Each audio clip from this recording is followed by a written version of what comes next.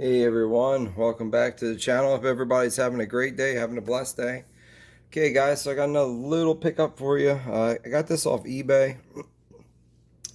Now these ratchets I usually see on there, they're anywhere from 20 some dollars, 30 some dollars, 40 some bucks. Now it depends on what size you get. Now this is the 3/8 style here. This was on there for $15, and it also had to buy it or make an offer thing. So I was like, I'll offer them 10 bucks and see, because it looked kind of rusty from the pictures that they had. So I offered them 10. They accepted it. And in the description, it just says vintage Craftsman ratchet. That's all it said. So he received it, got it, gave him a good review and everything, but without even checking it out. So I go ahead and I get home. Now I get a chance to look at it and whatnot. And I was checking, here's the reverse lever back and forth. And I was doing that and I'm like, this ratchet does not work. So I sent the vendor email and they said they were sorry. They said it was their husband's ratchet that he had said it had worked. So they refunded me my money. So I got to keep the ratchet. It doesn't work. We're gonna go ahead and try to open it up, take a little look inside. Just a quick overview of the ratchet. This is, like I said, it's a 3/8 drive, and it's about 6.5 inches long, so it's pretty short for a 3/4 drive ratchet. And the handle is, like I said, it's minuscule. If you're gonna hold the ratchet to use it, it's gonna be like that in your hand. So it's pretty small. The knurling is not super aggressive on the handle. Now it does say made in the USA, engraved into the handle here, and on this side it just says forged. It doesn't say anything else. And then up here you have the Craftsman logo here, which is kind of hard to see. The Craftsman logo, and this is the BE. I know there was a Circle H version. The Circle H, I don't know what BE stands for, but this is the BE version of it. Now this does have two Phillips screws that that you would have to take out to get that front plate off. Now they do have a little shoulder on it, and then on the bolt itself, or actually it only has a very minimal amount of threads on it. So the only thing with this one here, the front plate. The front plate is super tight to get it on and get it off, so you're going to have to use something to get it on. So I just use a hammer to tap it to get it out. There you go. It looks like it's going to be a really fine tooth count. 1, 2, 3, 4, 5, 6, 7, 8, 9, 10. It looks like it's around 20 tooth or 22 tooth. I didn't really count, but it's a really coarse ratchet. So there's your tooth. Here is your front plate, and that thing is it's pretty beefy. It's about a good 1/8 of an inch thick or so. It's pretty like I said, it's pretty stout. Now this reversing lever, I don't like this. It is riveted in there, so you're not going to be able to get none of this mechanism apart. And this is the part that you're having the issue with, as far as this thing coming in and being able to work properly so that the teeth will engage. Just to put that in there and to show you guys. See, and it's not really grabbing there. That tooth should be out. If I can get a screwdriver in here.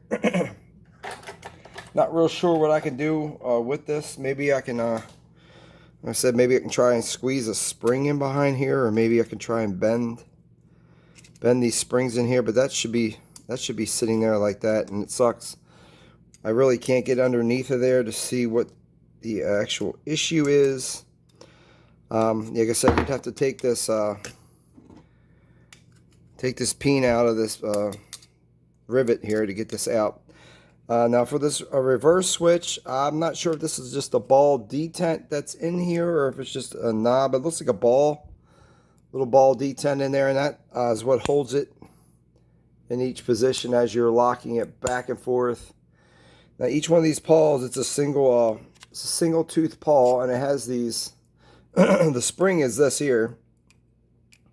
So however this spring is hooked up underneath here is the issue that we're having here. But like I said, I'm going to go ahead. I might drop this thing in a Vaporust. I may wire wheel it. I'm going to try and clean this up a little bit, and then we'll go ahead and see what we can find.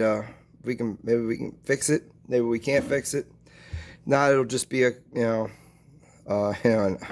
just a little collector's item, something to look at. Now, what I was reading on about this ratchet, I couldn't really find a whole lot of information about it. Apparently, it was they sold from 1939 to maybe 1949 was the year of productions for this style of ratchet.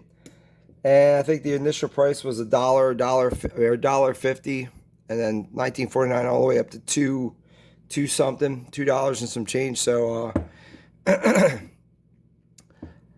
not super expensive, but I guess back then the dollar went a long way. But there were the prices for the ratchet, and these were sold at Sears, I believe, as well.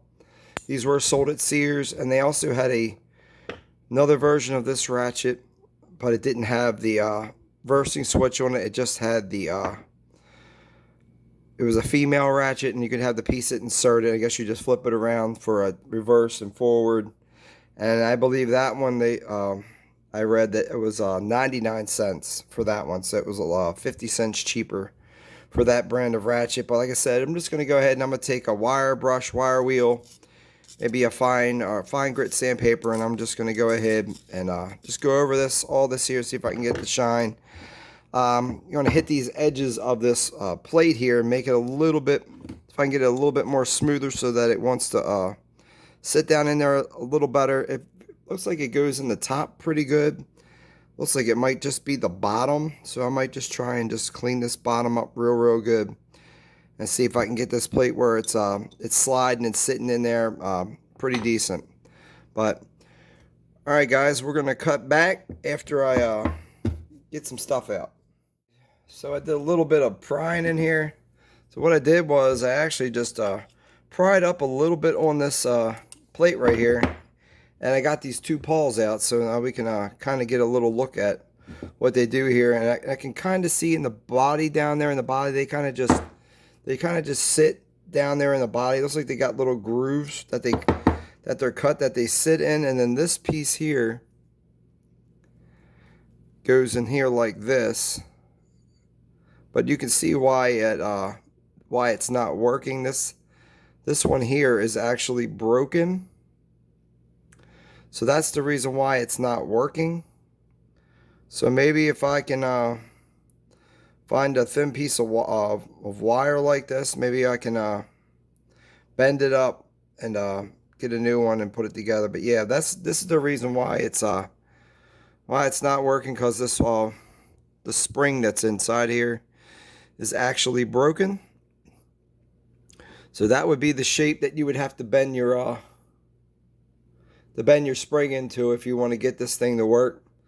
So if I can get something and get this bend in it like that, I can finagle it and get it. I can pry it and get it back up underneath there. Like I said, you can pry it up pretty good amount and get it up underneath there. And then like I said, we could probably get this thing working. Like I said, first we got to find a springy material that would work like that. Maybe I can use an old spring and try and bend it up and see if I can bend an old spring up. I think that's what I'm gonna try and do. So, all right, guys, we're gonna cut back. Okay, so what I did is I went in here, got a spring out, littlest one I could get. Here's what's left of it. And all I did was straighten it out, and I used those fine tip needle nose pliers. I bent it to look like that. There's the original one. It's a little bit wider than the original one. We're going to go ahead and we're going to try it, see if we can get it to go back in there. And if we can get it to go back in there, maybe it'll work, maybe it won't work. But like I said, we'll go ahead and give it a try. So it goes into the paws like that, and like I said, we're gonna And how I'm going to do this, I'm going to try and bend back up onto this thing and see if we can squeeze this thing back underneath of this somehow. Yeah, I don't know. It's going to be pretty tough. Let's see if I can get this side up a little bit. That's the only thing about this, is trying to get this both sides up. There we go. I got both sides up. Both of them are pushed back down. Now this might be a little bit too high, and that might be an issue. Let me see if I can get this thing to go back over a little bit. This thing needs to go right underneath of this. If I can bend this spring to go up underneath of this a little bit, like that. And it looks like it's kind of working a little bit. So maybe put this tooth back in there.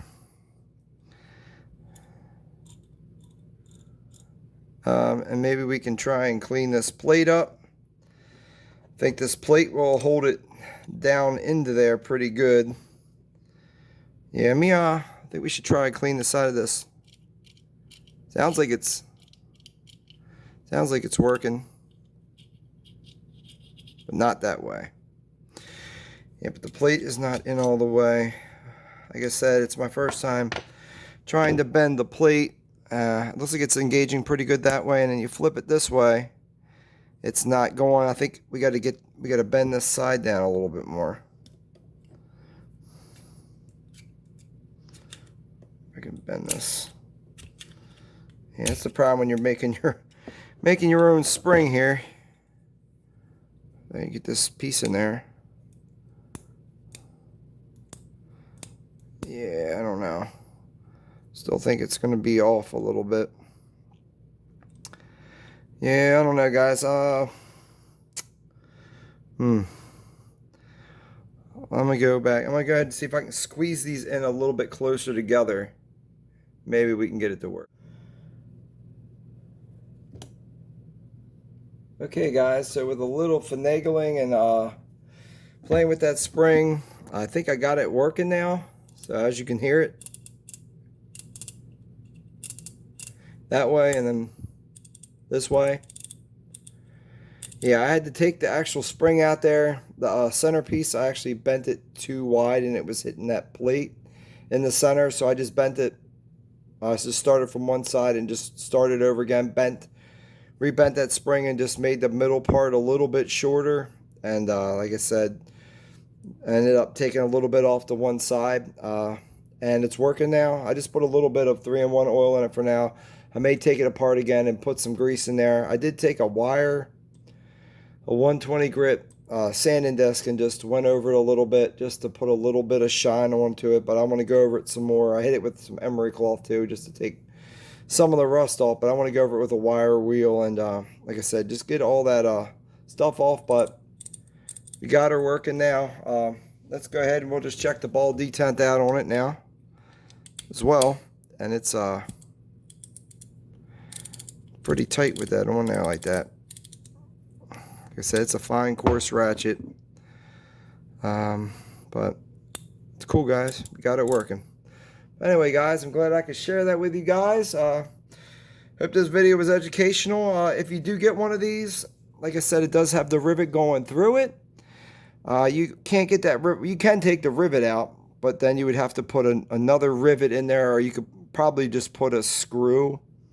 Tap this side and just make yourself a screw with a shoulder on it where this piece can float back and forth if you really wanted to. But like I said, I pried up enough in the front to be able to slide the pieces out. Found out what was wrong. We took a new spring, straightened it out, and then rebent it into the shape, close to the shape. That wasn't exactly the same shape. Bent it close to the same shape as the old spring. Put it back in. It worked good. So like I said, there's still a lot more work that needs to be done to this ratchet to get her shining up and get her cleaned up pretty good. But like I said, we'll do that another day. But like I said, we got it all back together, and I'm pretty happy we got it working again. But anyway, guys, I want to say thank you. God bless you guys. Take care and have a great evening.